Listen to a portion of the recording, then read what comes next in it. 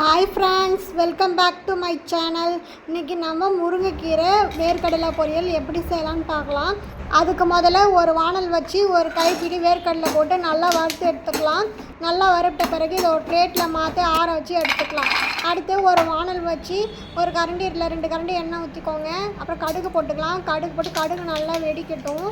நல்லா வெடித்த பிறகு 2 ஸ்பூன் கடலைப்பருப்பு, ஒரு 2 ஸ்பூன் உளுத்தம்பருப்பு, ஒரு 4 பல் பூண்டு போட்டு நல்லா வறுத்துக்கலாம். நல்லா வறுத்த பிறகு 3 காஞ்ச மிளகாய் கட் பண்ணி வச்சுருக்கேன் சேர்த்து அதையும் நல்லா வறுத்துக்கலாம். அதுக்கப்புறம் ஒரு வெங்காயம் கட் பண்ணி வச்சுருக்கேன் அதையும் சேர்த்துட்டு நல்லா வதக்கிக்கலாம்.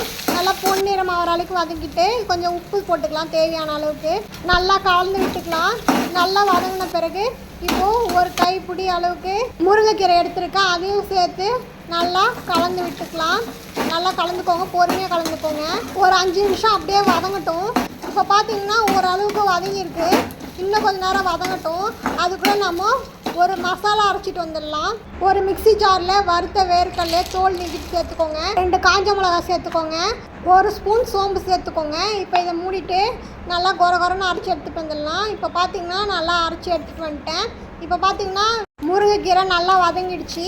இப்போது நம்ம அரைச்சி வச்சுருந்த மசாலாவை இதில் கொஞ்சம் சேர்த்துக்கலாம். தேவையான அளவு சேர்த்துக்கோங்க. இப்போ நல்லா இதை கிளறி விட்டுருங்க. கிளறி விட்டு ஒரு 5 நிமிஷம் கழித்து இறக்கிட்டோம்னா சுவையான முருங்கைக்கீரை வேர்க்கடலை பொரியல் தயாராகிடுச்சு. இப்போ இதை சர்வ் பண்ண வேண்டியது தான்.